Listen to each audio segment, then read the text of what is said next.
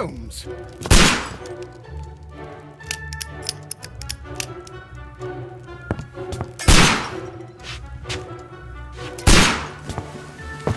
Holmes, will you stop that?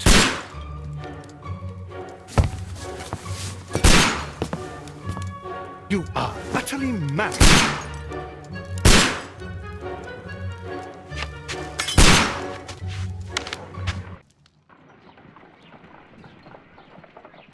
Stop, Holmes! Is that you, Watson? Yes, of course it is. And you almost killed me. Nonsense. I was aiming for the vases. Blindfolded? You... Watson, quiet, please. I'm trying to concentrate.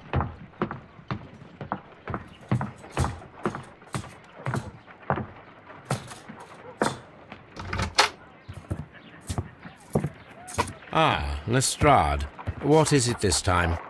He can see me. Well, here it is, and it's a good one, Mr. Holmes. A gentleman by the name of Peter Carey, also known as Black Peter, has been murdered. A sailor, most probably.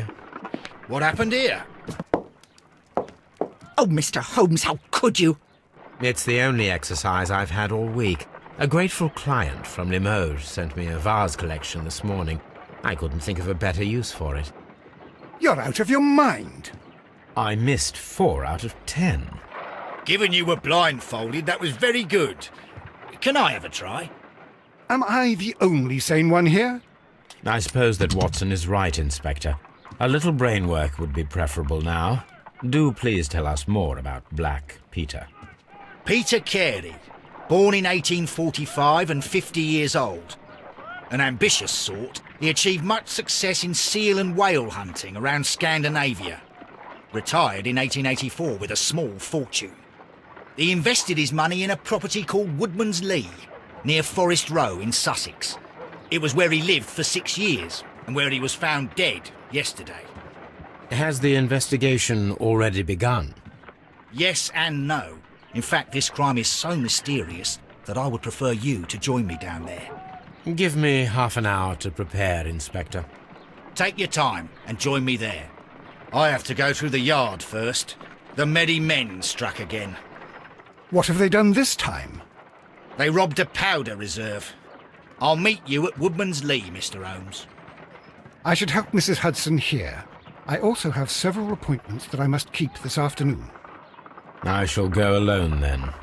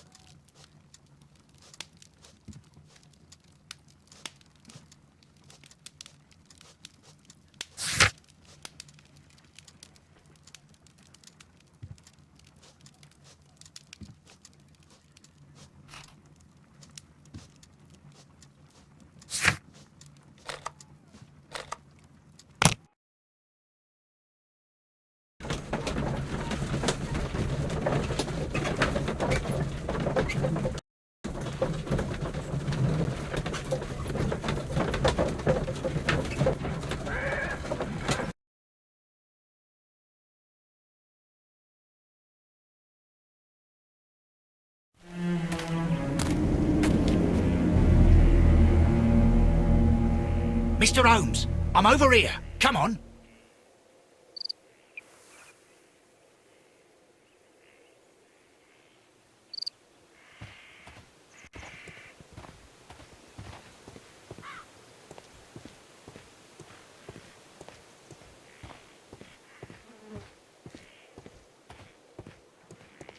It seems that the garden was well maintained.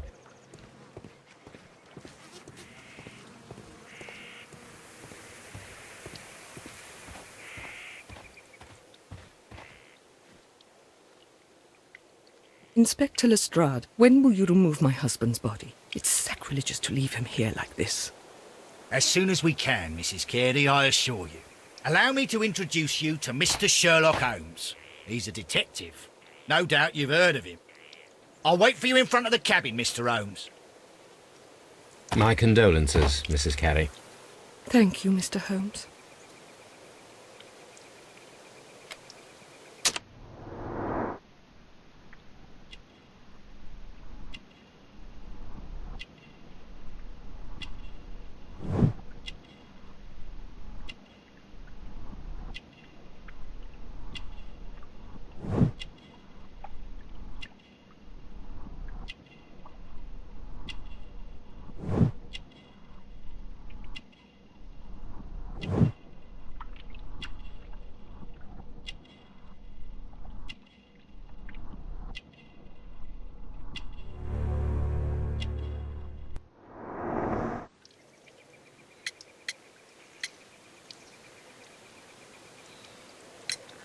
Do you remember at what time you found your husband's body? In the morning, at around 7 o'clock. I noticed the cabin door was open, but I didn't go in to take a look, for I knew my husband would not have liked it. At around 10 o'clock I dared to glance in through the door and...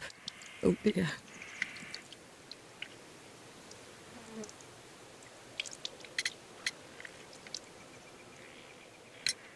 Was your husband accustomed to receiving visitors? Oh no, I don't think so. I mean, he didn't really have many friends. He lived quite an isolated life here, after his retirement. Madam, can you tell me if you saw or heard anything unusual upon the night of the murder? At 2 o'clock in the morning, I heard a terrible scream. But I thought nothing of it then. He would scream all the time when he was drunk.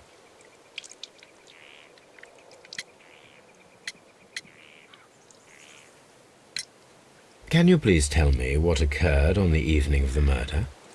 Well, Peter got drunk in the evening. He was in such a terrible temper. Usually whenever that happened, he'd stay all night drinking in his cabin before passing out.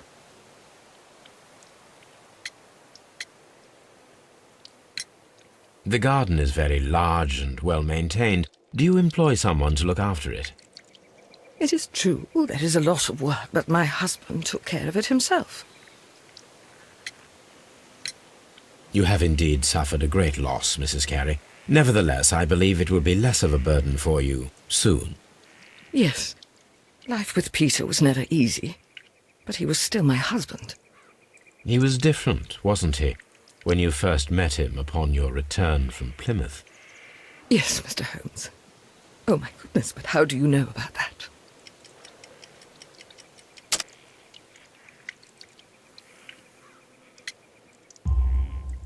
You undertook a pilgrimage to the Cathedral of Santiago de Compostela when you were young.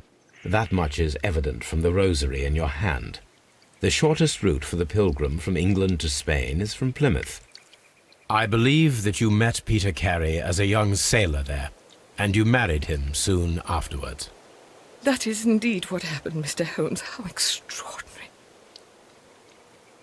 Thank you, madam.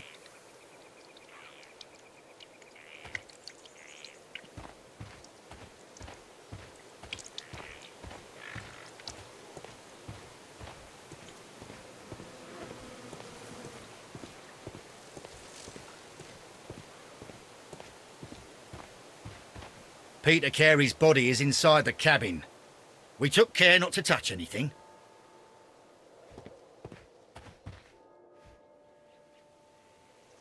The door is locked.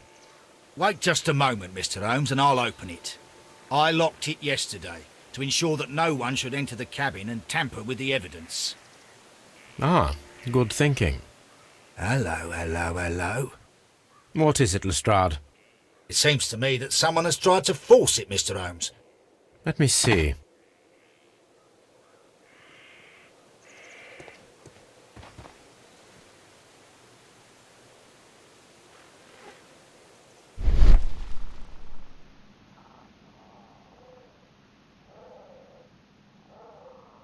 These scratches are fresh. You're right. Someone tried to force open the door. I swear these scratches were not here yesterday. Our mysterious visitor came here last night. Well, he's not the man for the job. This lock is not a difficult one. Perhaps he did not have the right tool.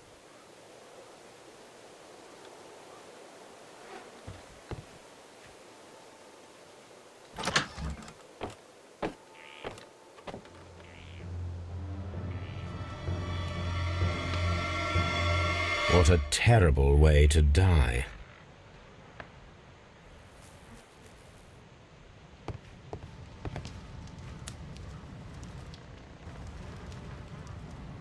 The weapon fully penetrated the body. The force of the blow was immense. This man is in his 50s, yet he still looks quite strong. Peter Carey was fully dressed. He was not caught by surprise. It is possible that he knew his murderer.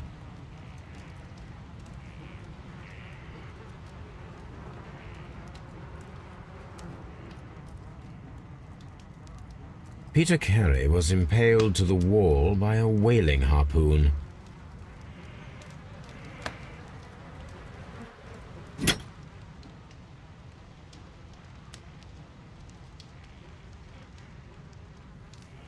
This wooden handle is plain and solid.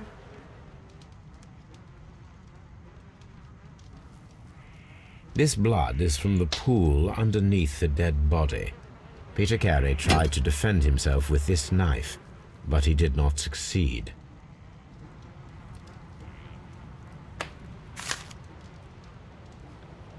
J.H.N. are probably the initials of the owner of this notebook.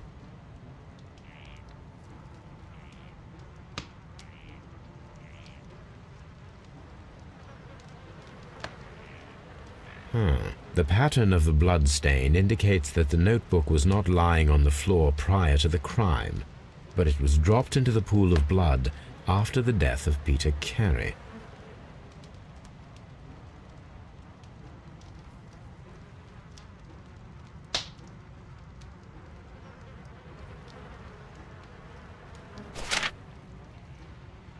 These abbreviations mean something, but what?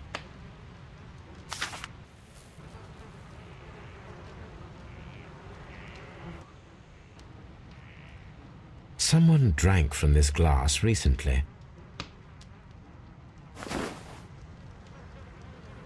The initials P.C. have been crudely burned. A sailor's work.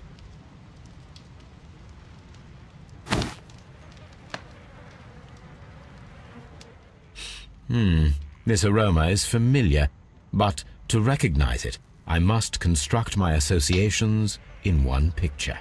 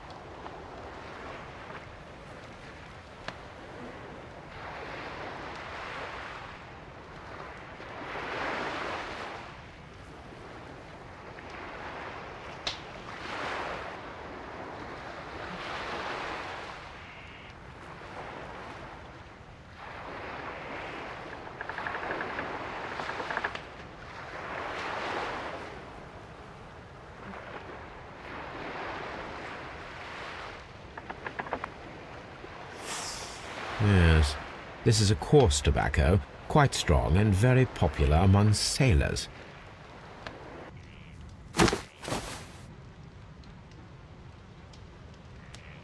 Rum, a sailor's drink.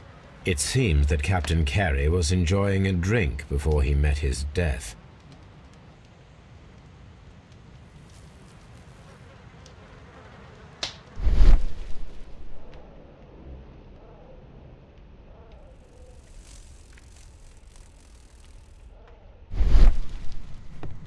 The Sea Unicorn. She was the ship that Peter Carey commanded.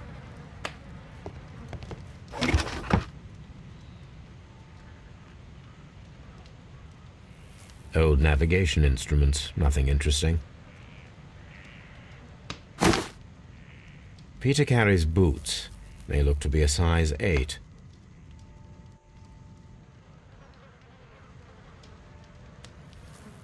The murder weapon was probably taken from this rack. The ship's logs of the Sea Unicorn for the years 1878 to 1884. Peter Carey was her captain.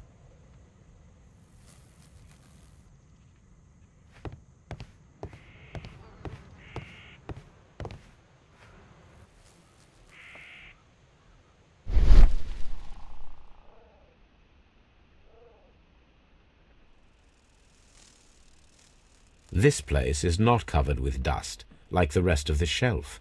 An object was taken from here. It was larger than a book, a box or a small chest, perhaps.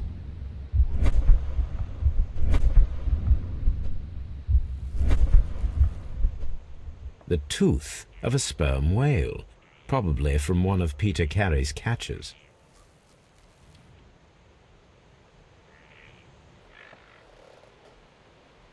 Dundee. Hammerfest. It's a whaling map.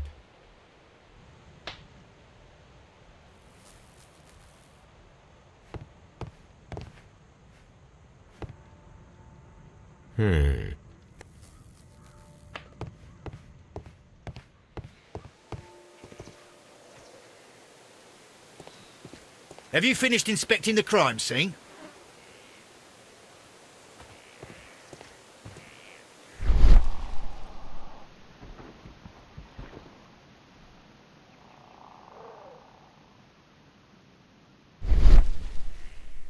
These footprints appear to be quite large.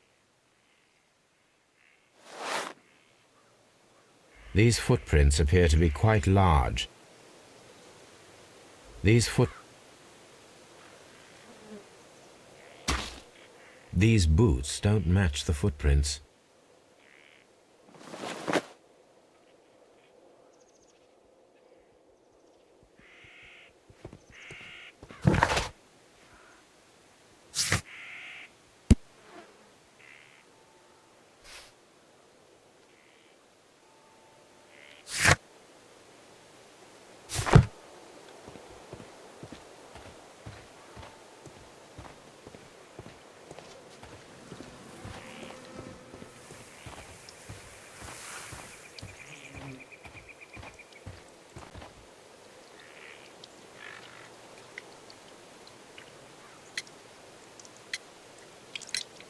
Is this your husband's tobacco pouch? I'm not sure. It might be, but he hadn't smoked in a very long time. Your husband's private papers. Do you know where they are? There was a small tin box, barely larger than a book. He kept his papers there. It should be somewhere in his cabin. Thank you, madam.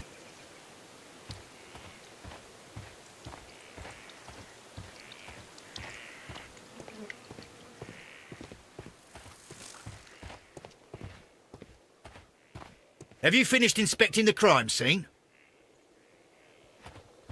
Mr. Holmes?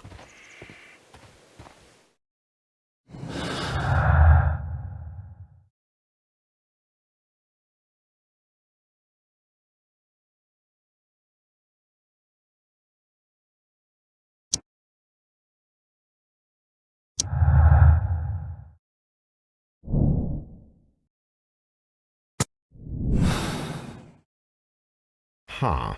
Someone was here yesterday. They attempted to force the door to gain entry.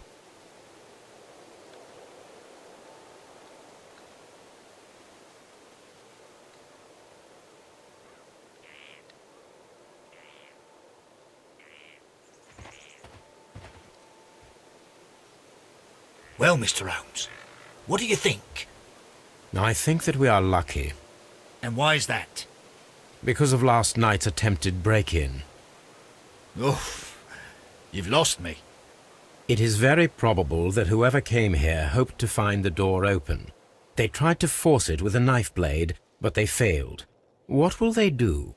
Why, return tonight, when they will be better prepared. Aha! So what do you propose? We shall remain on the outside, near the window, where we stand the best chance of catching sight of our visitor. Well, gentlemen, ready your pistols. We have a long night ahead of us.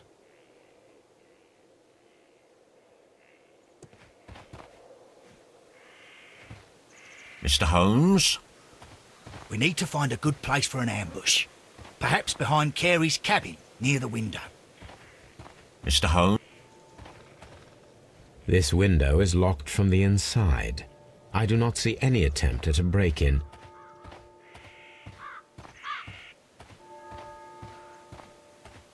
This looks like the perfect hiding place.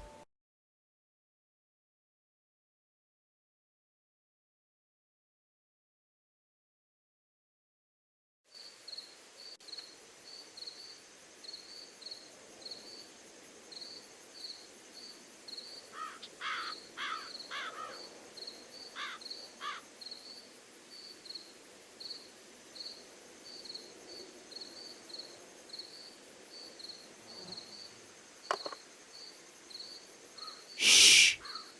Did you hear that?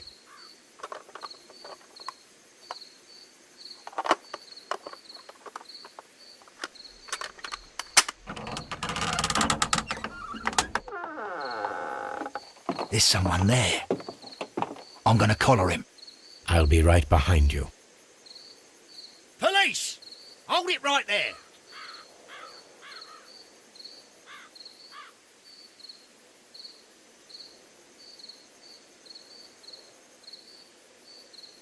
Mr. Holmes, come and see what we've caught in our net.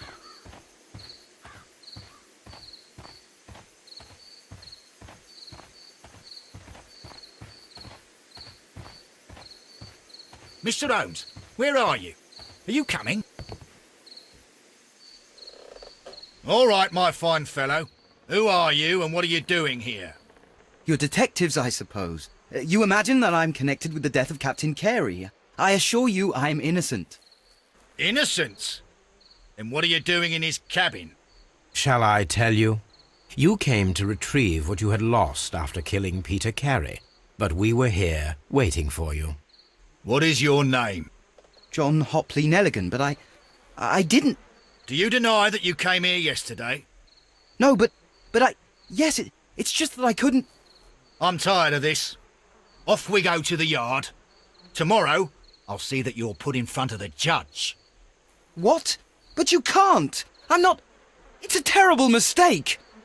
Enough. You can explain all of that to the judge. You're coming with me to the yard. But... In light of recent events, it seems evident that your coming here was unnecessary. All the same, I'm very grateful to you, Mr. Holmes. You are welcome, Inspector, but please don't be too hard on our young fellow. I would like to question him tomorrow morning.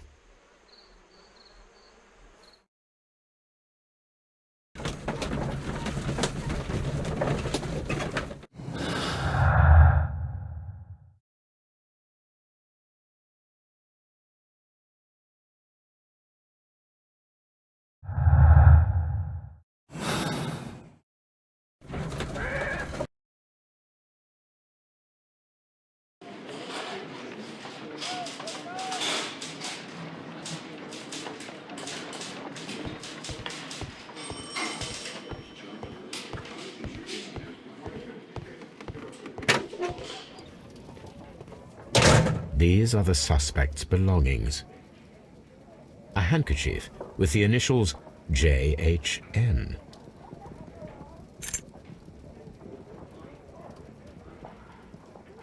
and partner, 1883. To my friend, from R. Dawson. Dawson. I've seen this name before. Perhaps my archive holds the answer. A pocket knife. It was used to force the door of Peter Carey's cabin. The notebook that we found on Peter Carey's cabin floor. These abbreviations mean something, but what?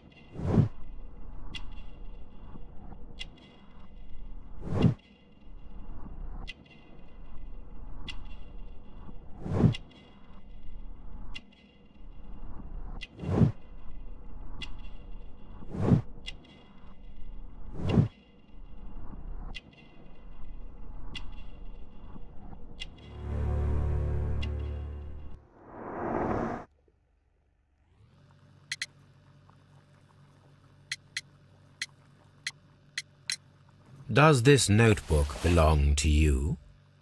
Yes. But where did you find it? I did not know... I thought I'd lost it at the hotel. What do these abbreviations mean? Oh, no. I beg you, I can't. If I told you, it would only make things worse. But I will find out eventually, Mr. Nelligan. The sea knife was found near Carey's body. Tell me, Mr. Nelligan, did Mr. Carey try to defend himself or to attack you with it? I don't know. I didn't kill anyone. The police seized this valuable ring from you. Whose is it? I didn't steal it from anyone. It has always belonged to me.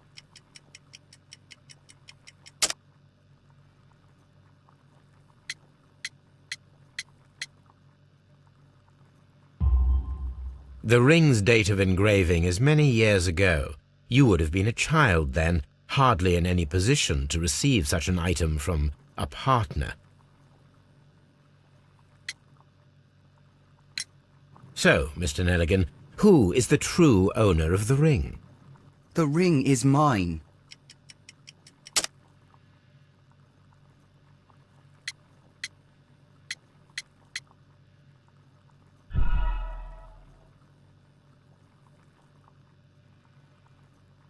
So, Mr. Nelligan, who is the true owner of the ring? The ring is mine.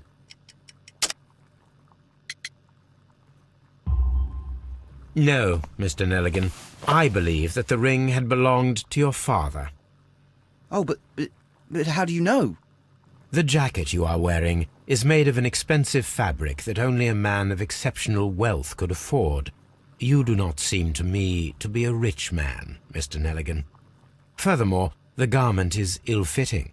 It is quite clear that it belonged to someone else, most probably your father. With your father gone and taking with him the family's wealth, as a little boy you had to find yourself a manual job, and it was most probably cleaning fish. You cut your hands often while working. I can tell from the scars. I'm speechless, Mr. Holmes. It all happened exactly as you say. Well, I will see you soon, young man. Please, let me go. I'm innocent.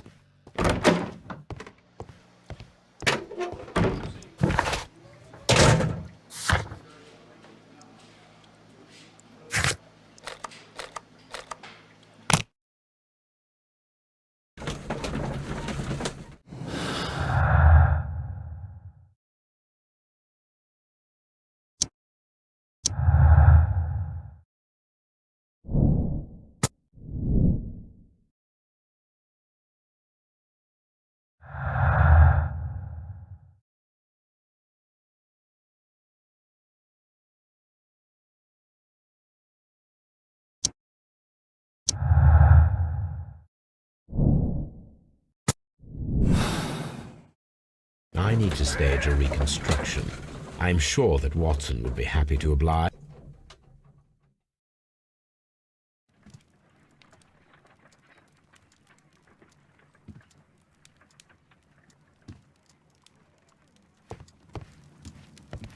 This is where I keep my post. That is not the one I need.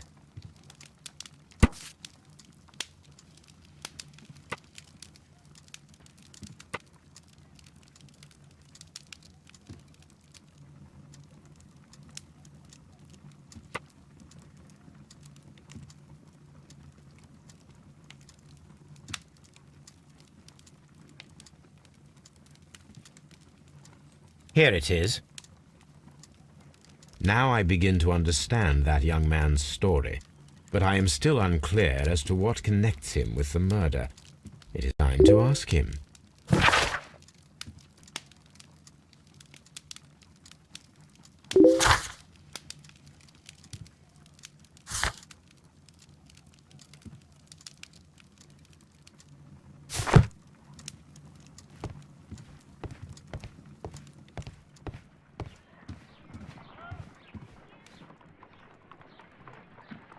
A spot of whaling, Watson? Would you care to take part? Are you serious? No, but we do need to clarify what happened on the night of Black Peter's murder. A reenactment, then? Is something bothering you? The sailor's knife, Watson.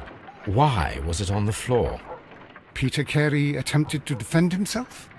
It is possible, but if that is the case, then it alters many things. I don't quite follow you. Tell me, my friend, what is the animal closest to man, morphologically, I mean? Ah, I see what you're getting at, Holmes. You asked me that once before. On the Ripper case, I believe. Do you want to slit some more pigs' throats? No. Thank goodness for that. I wish to impale one with a harpoon. Wonderful. Watson, let us pay a visit to our butcher friend in Whitechapel. We require the carcass of a well-fed pig. And the harpoon? One of the harpoons on the wall of Black Peter's cabin should do quite nicely.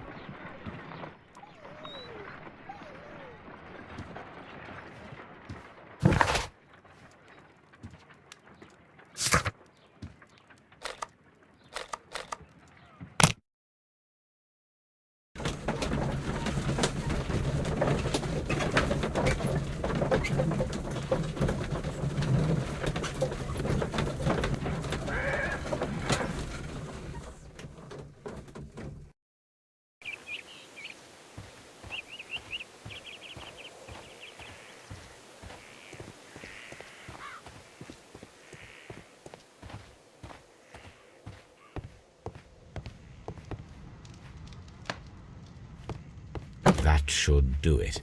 Now I am ready for the experiment.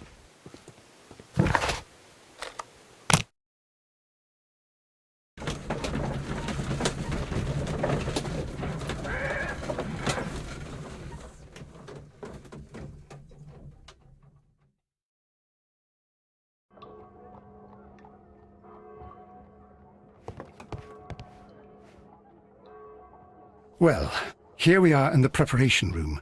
I can't say that I like the smell of it much. What do you intend to do? To indulge myself in a little experiment. The challenge of lancing a pig's carcass with a heavy harpoon. A little experiment? Stand aside, Watson. This might be dangerous. I am not well practiced in this exercise. Yet. Holmes, you should aim for the mark in order to perform the most reliable test.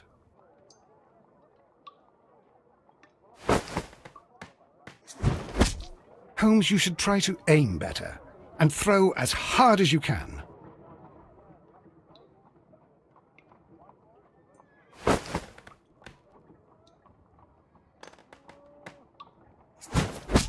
The harpoon has struck the body, but with insufficient strength to pierce it straight through.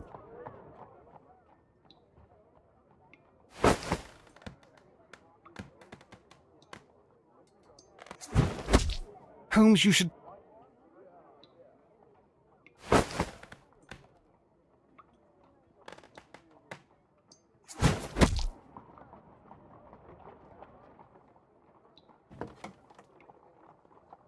This is the best possible result that I could get. Do you see, Watson? Throwing a harpoon and pinning a man to a wall requires either exceptional strength and training or diabolical luck. If it was luck, then it was a chance in 1,000 that night. Well, yes. Let us leave now. All right. But before we go, I suppose I'll have to pay for all these carcasses you've happily mangled. Very well, but please hurry. Of course.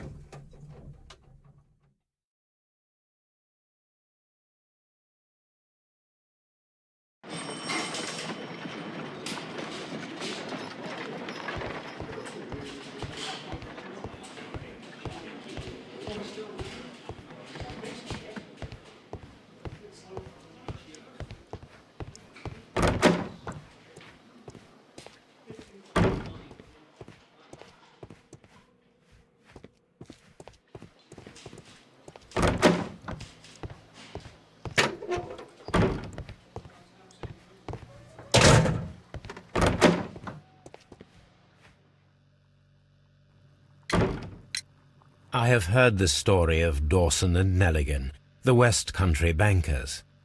Yes. Joshua Nelligan was my father. I am aware that it had a bad ending. When the bank failed, it ruined half the families of Cornwall, whereupon Joshua Nelligan disappeared. My father was under extraordinary pressure. Dawson had retired.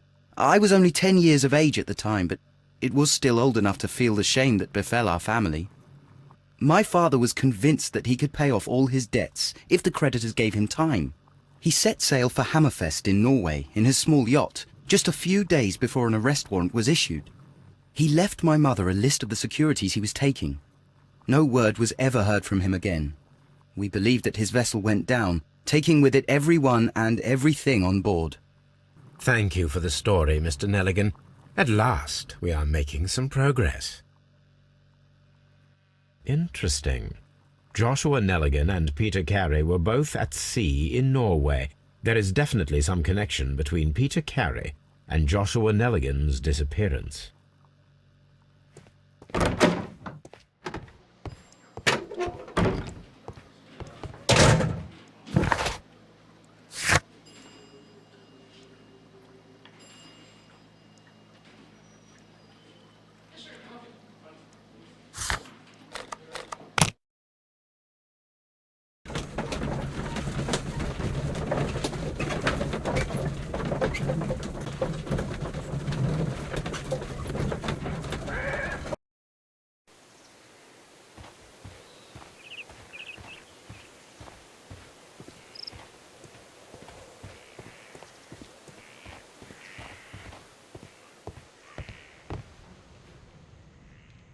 "1883. That's the one I need.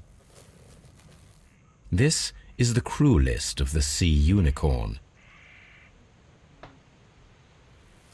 This is the crew list of the Sea Unicorn. Log notes for July. Nothing special. Log notes for August. These pages have been torn away. Canadian Pacific Railway, CPR. A torn piece from a bond certificate. I have seen this abbreviation somewhere very recently. There are 3 ways of discovering what happened in August of 1883 aboard the Sea Unicorn. The first 2 of these will require speaking with a dead man. The last would be to locate vital witnesses, the sailors involved in this whale hunt campaign.